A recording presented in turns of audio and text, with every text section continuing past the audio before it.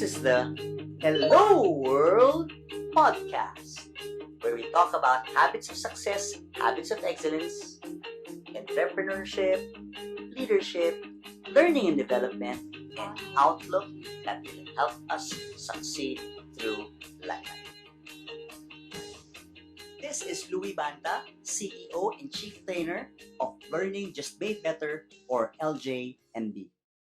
This is episode number 9, and we're focusing on learning and development. Our guest in episode 9 had over 2 decades of experience in a Fortune Global 500 company where she led content management, technical writing, and learning design and development of programs for clients in various countries and industries. Now helping coaches, speakers, and authors get their programs online by designing learning experiences that stick. Recently, she started helping schools transition from the on-site classroom to online classroom. In her corporate life, she championed employee engagement programs and programs for PWDs. In 2015, she founded Giggles for a Good Cause, a nonprofit project that collects and provides brand new underwear to women in social welfare institutions. A mindfulness practitioner and mental health first responder, a theater nerd, our guest, Mariel Foronda. Thank you so Hello, much for joining us, world. Mariel. Yes, Thank you such for a hello having world. me here. Congratulations as well for making it to Marketing in Asia's Rising 70 Filipino Professionals in LinkedIn. I'm honored and I'm really very honored to share the stage with you and Ilina, 68 other distinguished professionals on LinkedIn. It was a surprise, so thank you, Louie. Meeting you and Lorraine on LinkedIn was really, I would say it's a blessing, and I'm happy. I told Lorraine earlier that looks like we've known each other for a long time, but we really haven't met each other in person. It's just really over on LinkedIn. So I'm grateful and thank you for having me here. And as they all say, everything happens for a reason. And I know that you also just got to LinkedIn during this pandemic, if I'm not mistaken. I started sharing content on LinkedIn earlier, 2020, but things picked up. Yes, during the pandemic. At the start of the quarantine, I took to a couple of weeks break because I was, Mhm. like everyone, I was feeling anxious and just not up to it. But when I got back, things started picking up, and it seems like I had better content to share. And then I met you, Raymond, Lorraine, and everyone else. And then things just really picked up. Before this year, I had like less than 100 connections on LinkedIn. Now yeah, it's over 1,000. So I'm really very grateful. And just to address our listeners, Marielle is someone who really made an impact on me and Rain and the rest of the LJMB team as we got to LinkedIn April, May of this year because of this pandemic. And we saw Marielle's post really very informative. It's something that we captured our interest. We're in the same field of learning. What is our weakness or what we lack in terms of online learning competency? Marielle really provides, and we would really read her posts on tips and techniques on how to create, design engaging and effective learning programs, and hence Marielle now part of Hello World podcast. Marielle, you've been designing online learning programs from your previous work in this leading global professional services company to now being an independent professional. If someone wants to design an online learning program, what are 3 things, the first 3 things that they need to start to learn? What I always remind people, like when I coach someone, when you're doing learning experience and instructional design, remember to take care of content first and the aesthetics later. Given that overarching reminder, whether you're offline or online, these 3 things are the same for me. One is understand how people learn, what helps them learn. So this is getting yourself familiar with the learning principles, which are the same whether you're doing live on-site training, face-to-face training, or online training. So these principles will tell you what works best for people. So that's the first. And then learn how to do performance needs analysis not just a training needs analysis. So if you notice, these are really the basics of learning. Why performance needs analysis? Well, training can only do so much if there are other factors affecting people's performance. And not all performance needs of employees, for instance, can be remedied by training alone. Some need can be addressed by, say, having the right tools or having the right amount of leadership presence. But if you have a view of the organizations or people's performance needs, then you can create a more holistic learning program that maybe targets, it could even target not just knowledge and skills, it could target behavior, attitude, or even their motivation. So that's two. Well, once you know what the needs are, how to address those needs, so this is now when you will bring in your learning objectives, identifying the learning outcomes, identifying content and activities that will support those objectives. And then, of course, there's the practice of figuring out how to assess what people have developed during the program and assessing the program itself on its effectivity. So, content first, aesthetics later, go back to the basics, and doing this, you'll be able to put together helpful content. On top of what I've already mentioned, I Go ahead. believe you have to be innately curious about people, about their needs, what helps them do stuff. I'm a natural usosera. Well, not chismosa usosera, but I like Uh-huh. finding out about stuff. I like finding out about why. I ask a lot of questions. I ask questions to learn things about maybe people I'm coaching, people I'm Mm-hmm. helping, as well as their audience. Mm-hmm. Be genuinely ethically curious. Ethically talaga. Going back to the first one, content and aesthetics later. I'm trying to imagine how this goes. Some designers Mhm. prioritize or focus on aesthetics first before content. For instance, I'm working with someone new in the instructional design learning experience. And when you ask them to put together, say, a course, my observation is what do they do first? Pull up PowerPoint, then title slide, slide titles, and then just typing content. And then after a while, what they focus the font, Okay. colors, Mm-hmm. photos. But then after a while, if you observe it, if you do it that way, if you focus on aesthetics first, you sacrifice the content, of course. So for Mm-hmm. me, it's content first, and then when you have your content, when you already have a solid content, it's very easy. It would be very easy to now figure out, okay, what graphics would support your content, or Okay. is the font readable? Those are aesthetics Mm-hmm. to me are, well, really very helpful in learning, especially if students like seeing graphics and pictures.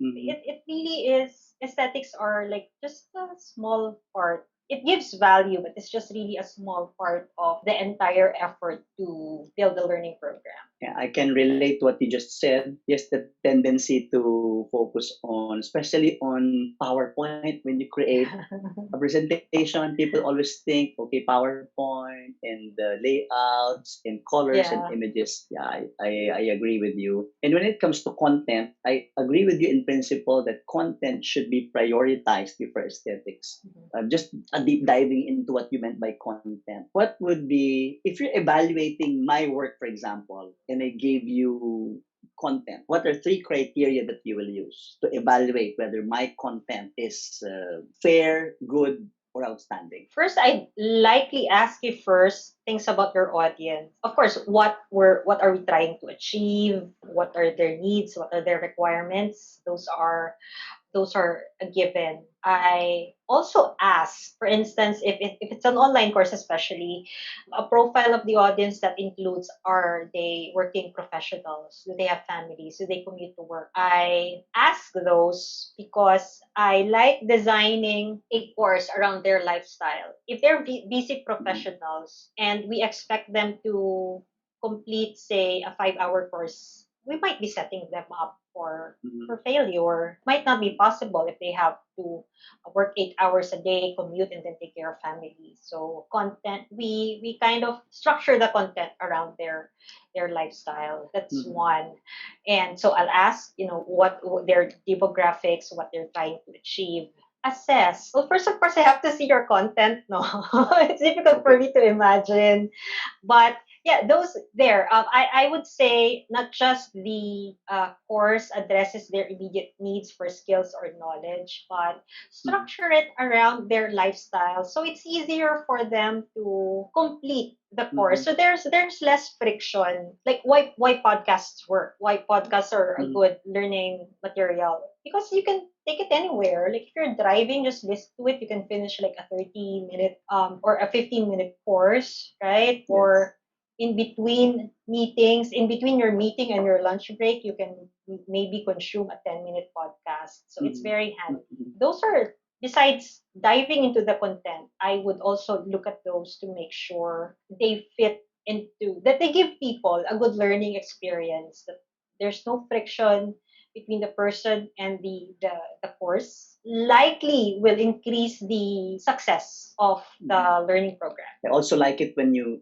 introduce the term performance needs analysis, because a lot of learning professionals have been exposed to and get stuck with the training needs analysis. And later on, we discover in our career as L&D professionals that not everything, as you mentioned, can be and will be addressed by training alone. Knowing performance needs analysis, why I mentioned that, because I affirmed that just recently. I worked with a school, and the initial goal was to put together a training for teachers so they get used to online tools, converting offline learning materials to online learning. That was really the goal. But when we started Mhm. probing, we found out that they had these fears. Okay, among other things, they had these fears about technology, Mhm. and whether discomfort or worry that technology would replace them. The fears are there. So Mm. that's affecting their Wow. performance. And so The instead fear of of diving, technology is real, right, Maria? yes, It's there. especially to a certain generation, Mm. right? Mhm. Imagine you're a how do they call that? Baby boomers. Baby boomer, yes. Yeah. And then your class is what, kids that grew up with the internet, with devices. So medyo malayo yung there's really a big gap between, Agree.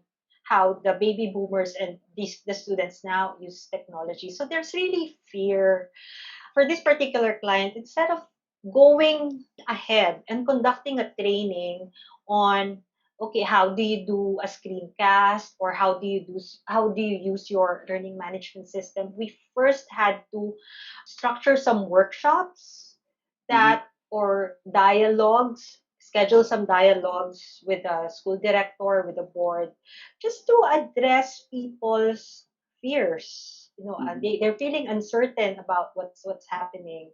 And once we got that out of the way, then we could now introduce the training Mm-hmm. program, if you would say. So Mm-hmm. yeah, knowing, keeping people from Mm-hmm. performing at their best, knowing that, and Mm-hmm. then removing the blockage to that Okay. performance, it would Mm-hmm. be, at least to my experience, it would be easier to now introduce something new to them. They already Mm-hmm. have this confidence. They're assured that things are going to be fine. The school board has their back, or the leadership has their back. And then Mm-hmm.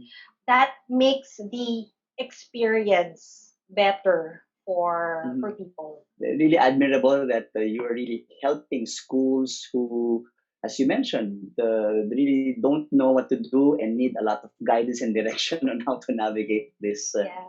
And going Definitely, back to yeah. the performance needs analysis, I like it when you mentioned that it's still not just skills, but the mindset of using technology.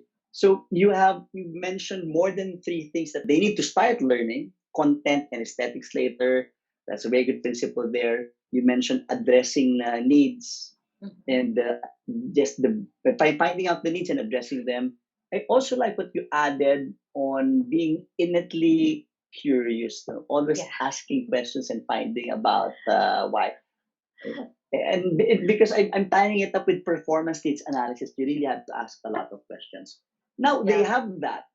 What tools? Now talking about tools, do they need to be familiar with, if not a master of, so that they can produce online learning programs? If you're starting in the learning program design and development industry, or in anything, if you're starting out, keep things simple. For me, if I'm working, for instance, with a book author who wants to put his program online, and this Mm-hmm. person is not that it is rather has limited knowledge of online tools, I would say all they need first is MS Word or an equivalent Okay. application. Tools, right? MS Word equivalent application, a PowerPoint or an equivalent application, Mm-hmm. and file storage. You need only those three. Because some Mm-hmm. people jump right onto worrying about using authoring tools like Captivate, Camtasia, Articulate, or apps.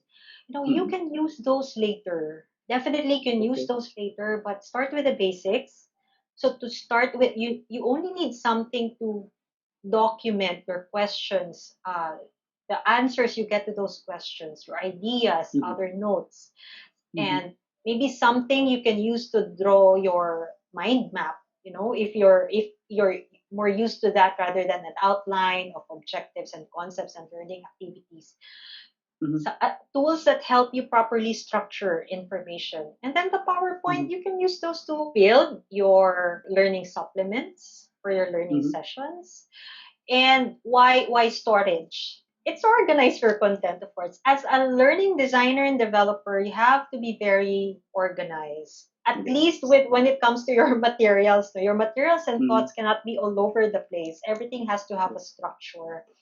Mm-hmm. So yeah, if you need to start Word or an application to put your notes in, PowerPoint to make the training more interesting, and Mm-hmm. somewhere where you can store your files. It sounds to me that any ordinary school teacher or any ordinary trainer, average typical trainer, can create an online learning course with just those basic tools that you mentioned. I'm sure that a lot of teachers and a lot of trainers know and use Word and PowerPoint. Yes. So with that, they can already level up to creating online courses. Yes. Okay. Those are, of course, if we think about it, though, these are what I mentioned are largely offline courses, are largely offline tools. I mean, Mm-hmm. now moving it a notch higher, teachers or any course creator out there can now deliver their courses FB Live, going live on Facebook or in any social media platform is another way, easy way to do it. You don't need Mm-hmm. a technical team behind you. Mm-hmm. And of course, Zoom is very popular. Security issues aside, Zoom is very popular.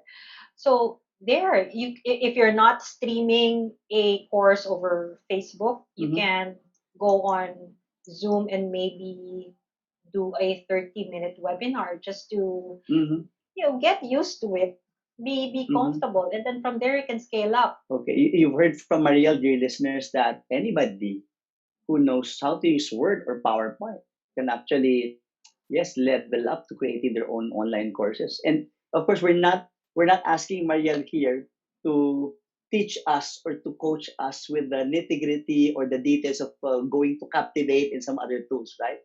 Okay? Yeah. Because there are other professionals, Mariel, who can help us, help anybody, any school teacher or any trainer to do that part, if I'm not Yes. mistaken. With What's, mm, schools, yes, please. yeah, because they have support people who teach teachers. Okay, this is how you manage your online classroom. So Mm-hmm. if you can, sometimes even on Zoom it gets a little complicated for some reason. So Mm-hmm. better have someone to say check the questions for you or mute other people for you. Mm-hmm. Help you control things. But if Mm-hmm. you really need help, especially those that are new, don't hesitate to ask help from people who might have a little more experience than you on, say, using a streaming Mm-hmm. application or a conference application.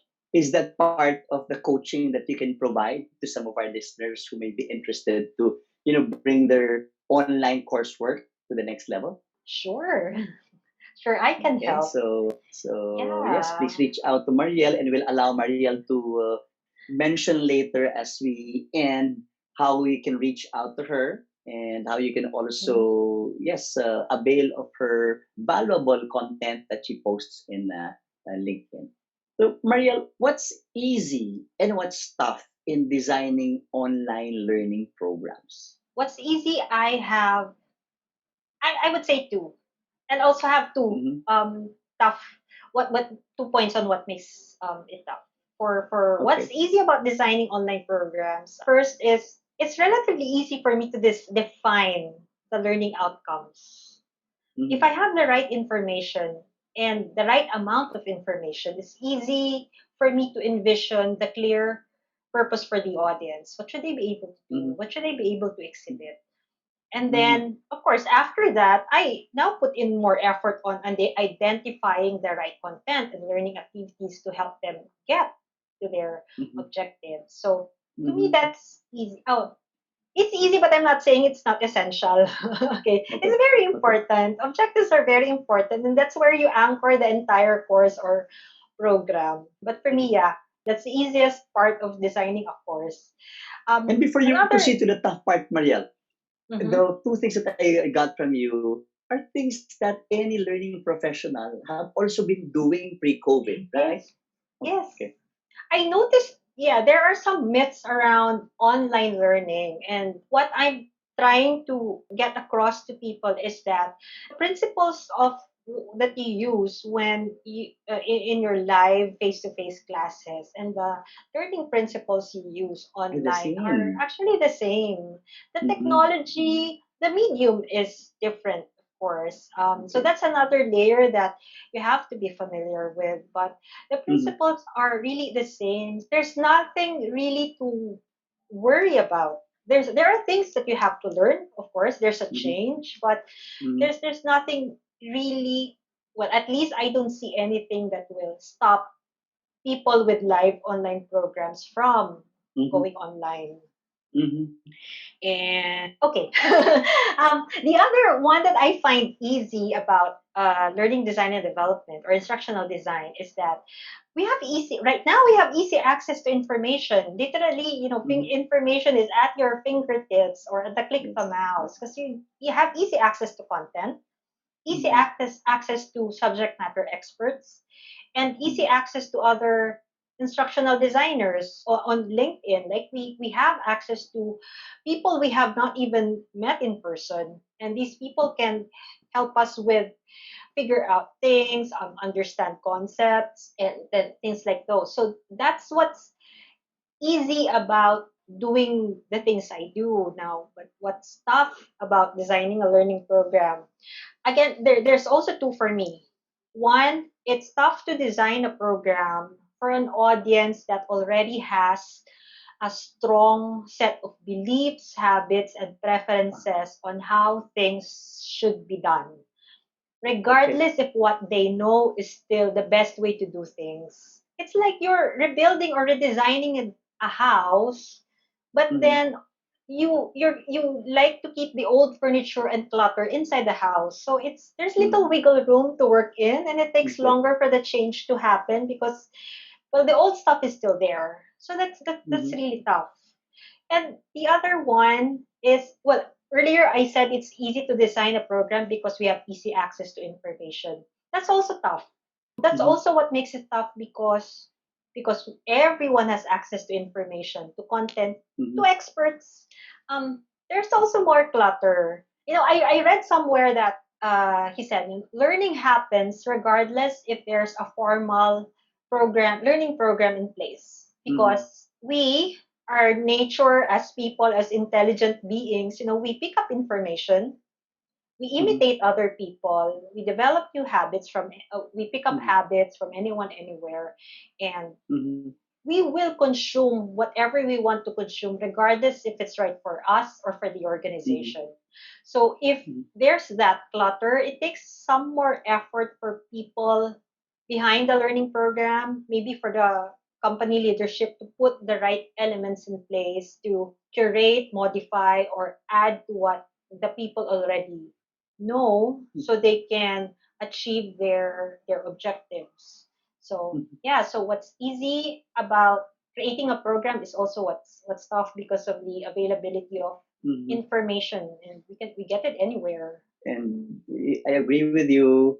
Before, you will go to a library and search for a book, which is not Yes. available because it's borrowed by somebody else. You have to Yeah. go through reviewing related literature, as we call it, Yes. articles. Now, you don't have to leave your desk, but millions of entries will pop up. I agree with you. In fact, Mariel, Exactly.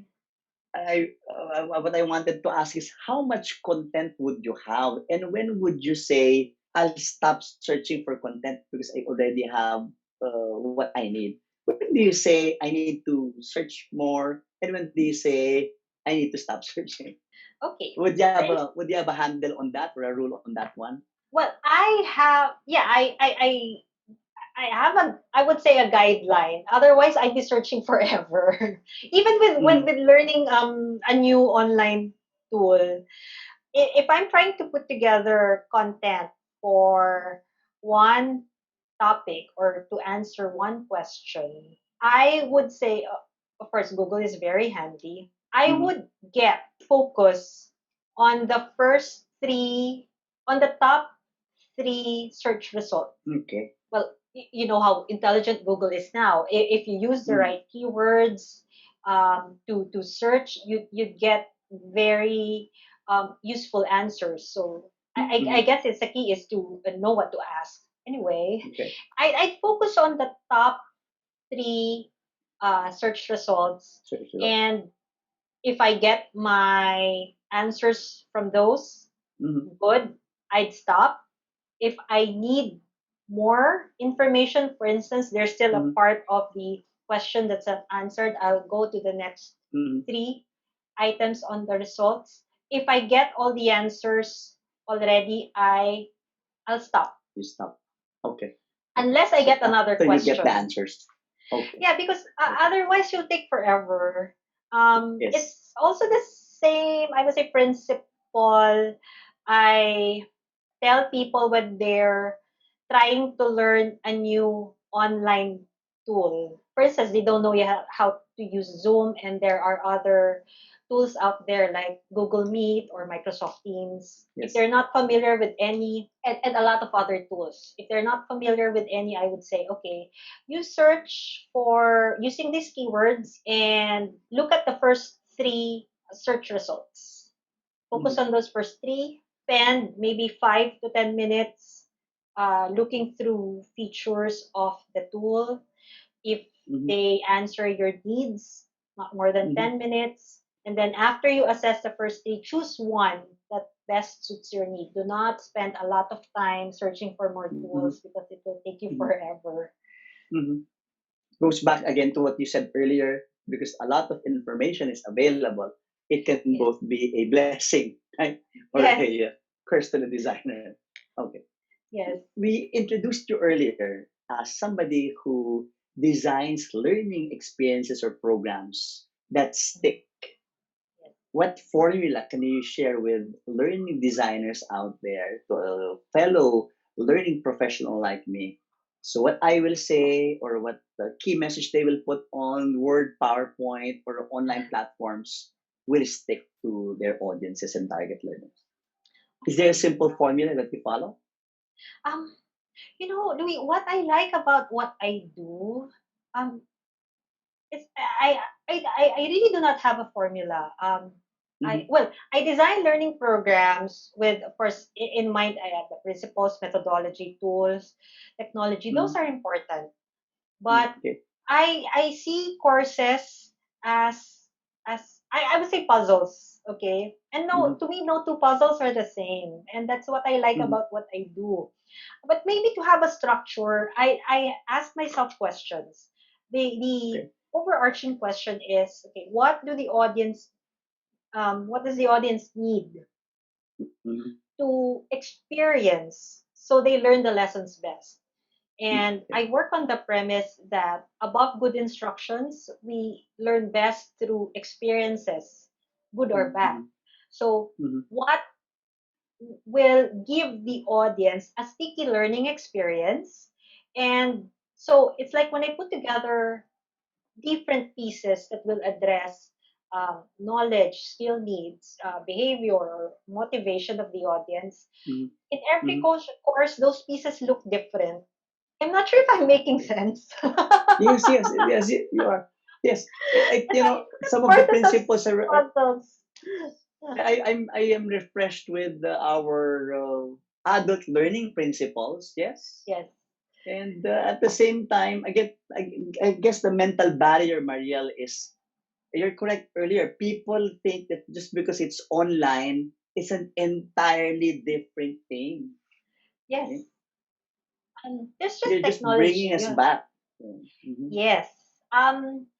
There's a layer that you have to be familiar with. Mm-hmm. If you're conducting a live course, what do you take care of? Like there's also logistics, booking Mm-hmm. a conference room at a hotel, maybe the food. Yes. It Mm-hmm. takes time to master those, right? Or you assign it Mm-hmm. to a member of your team that's good at organizing things. I guess Mm-hmm. online it looks different, but it's Mm-hmm. practically the same. Your conference Okay. room is just digital, and Okay. so get help from your digital guy because they're Mm-hmm. Mm-hmm. good at that. And Mm-hmm. yeah, it also takes some it takes some getting used to, of course, but in no Mm-hmm. time, yeah, you can start from doing Zoom webinars to learning a screencast Mm-hmm. software so you can record yourself, and then you can now produce an on-demand course, or you can Mm-hmm. explore apps to deliver your courses. Yeah, that can Mm-hmm. come a little later, but just get started. Yes. Yes. And I also feel that, and I know that there's that learning strategy that, of course, a lot of that we talked about today. There are also the small tactical details on how to execute that we will not cover here because either they can either Google it, as you mentioned, Yes, they can also ask help from professionals, no?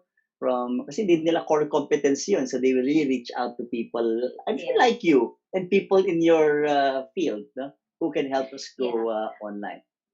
I because recently I started working with schools, and of course I approached people, and I'm Mm-hmm. surprised that I came across a couple of schools. I would say that Mm-hmm. um, okay, not to put down the school, but if Yes. if you think that all the teachers need is technology to be familiar with the learning management system, Mm-hmm. um, I would say, learning technology is not enough. Mm-hmm. Really, it's a lot of things coming together, and a lot of these things, you people might not even be aware that they already know how to use these things. All they have to do is Mm-hmm. rearrange, maybe, Mm-hmm. or do some adjustments. But Okay. technology alone will not work. Um, Mm-hmm. Even in live programs, like inviting people alone will not work. You also have to deliver, of Mm-hmm. course, a solid learning program. So it's the same Yes. online. Iba lang, it just looks different, but Correct. if you dive deeper, there are a lot of similar Mm-hmm. elements Mm-hmm. that can already get you started. Mm-hmm. I guess that's the big help that professionals like you can really provide to not just schools, because there are also a lot of private organizations who don't know how to take their L&D program in this new normal.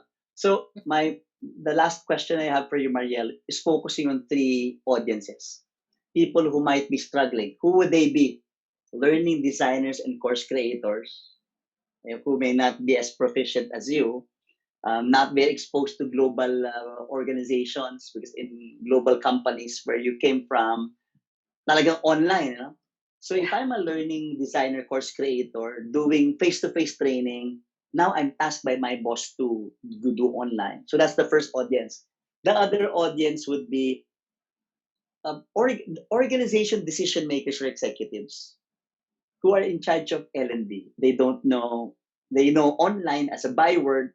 Yes. What is your advice to them? And the third one would be students. Students who are now transitioning to online platforms, the consumers of the supposed online content. What advice would you also have for them? It's a loaded question, I know. Advice of That's Mariel okay. Foronda to course creators, Okay. and next one would be decision makers in organizations who don't know how to bring their L&D programs online, and to those who you mentioned that it has been extended to October. Originally, it's August 24, right? So that they have time to Yes. prepare. What's your advice to our high school and college students who would consume online content? Yeah. Maybe students first.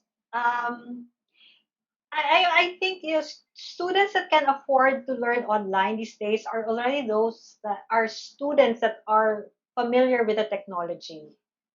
Mm-hmm. Um, this is a generation that grew up with the internet and gadgets and know how to Yes. navigate their way around new technology.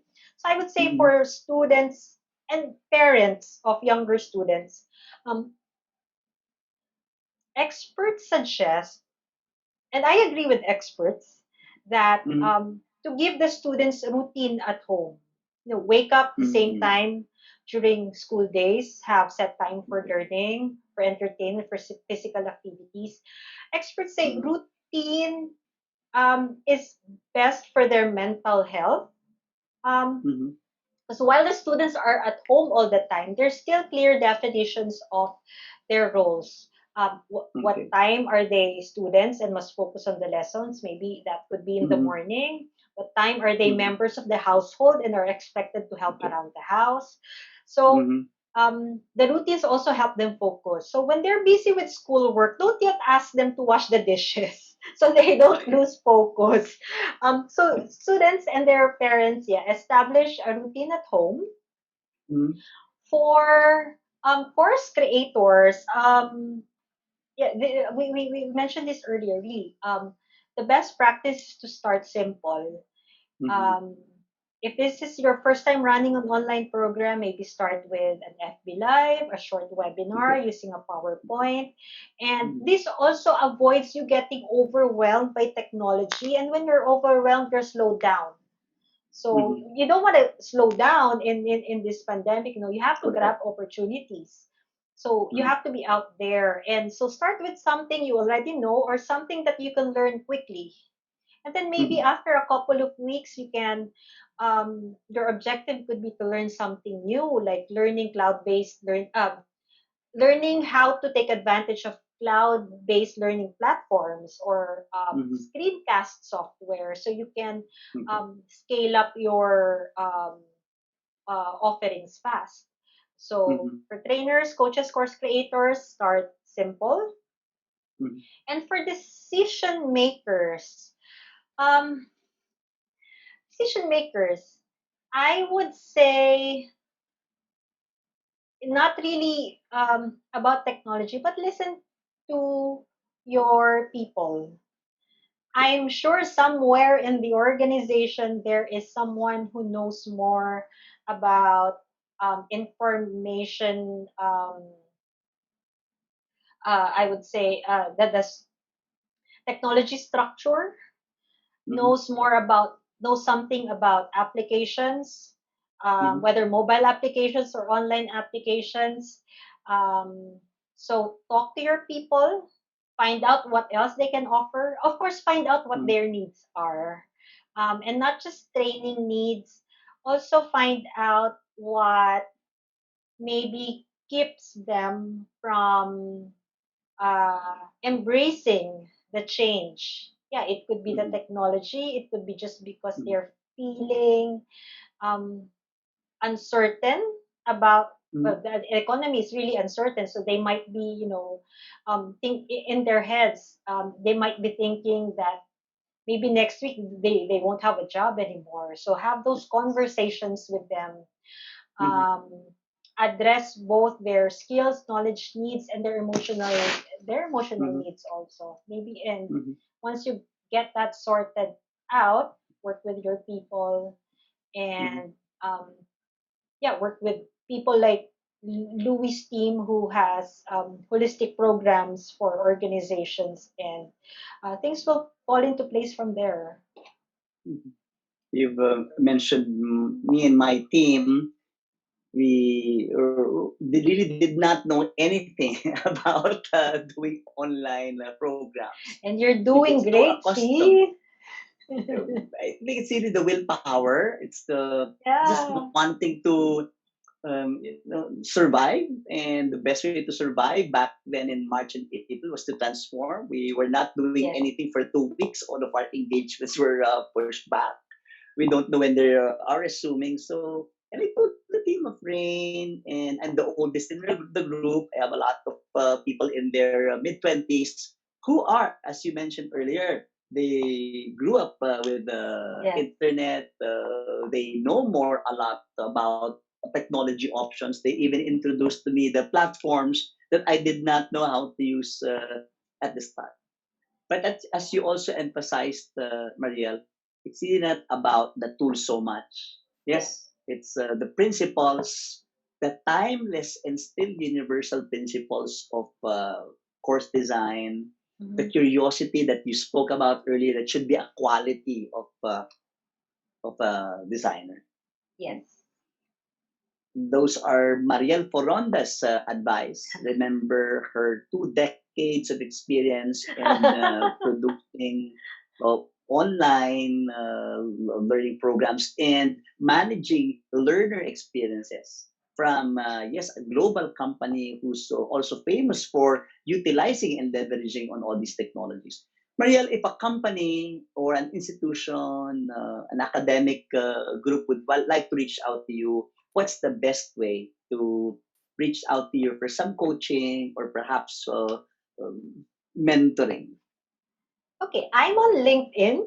Well, we're both on LinkedIn. So Mariel E. Foronda, and well, I my contact details are somewhere in the LinkedIn. announcement for this podcast. Mm, So, but okay. LinkedIn is a good way to get in touch with me. And if Mm-hmm. you're a professional, in any field, I would say go on LinkedIn if you have a profile there that's sleeping. Mm-hmm. Well, wake it Most up. likely. Most likely. Wake it up. It's really it's been amazing. It's different from Facebook. The algorithm is Mm-hmm. different. The culture is different. But Mm-hmm. network well, connect with the right people, um, have the courage to connect in the first place. And Mm-hmm. it's done wonders, and it's a really good tool to reach to experts in your field, maybe Mm-hmm. clients, or for people to reach you for your expertise. Yes. So Marieli And thank you, Foronda on Mariel. LinkedIn, and somewhere in the course podcast description. We have your, they will see your contact details. Yes. Yes. Mariel, thank you so much. A lot Thank you of for having organizations, me. even big ones, are still trying to determine next steps on how to bring their L&D initiatives and programs to the next level in this uncertain, what, 5 more months in 2020 and may extend to Mhm. 2021. So for those of you who may need services of somebody to coach you, a professional and expert to really coach you how to level up your learning, given this new normal, Mariel Poronda's contact details will be presented to you in this podcast. You may also link with her in LinkedIn. Please also connect with me and Lorraine Marcelo. We are members of LJMB. Indeed, bringing value, relevant content, especially in these times of the extended pandemic and work from home that really revolutionized the way we work and the way we learn and the way we will learn as well. It's been a pleasure to have you here, Marielle, in Hello World. Could you just greet us, our listeners in this episode, with our Hello World greeting? Hello, world. Thank you for having me. I enjoyed this, Louis. And we'll see you in LinkedIn. And for all we know, there's another episode, and we can talk about something more detailed that will also guide our course creators, our learning designers, and of course, our decision makers in LMB. We'll see you around in LinkedIn, Mariel. Thank you so much. I'll see you. This is Louis Banta of LJMB. Thank you for watching my video. To watch more videos like this, click subscribe and hit the bell icon below. If you like this video, please give it a thumbs up, comment down below, and share it to others.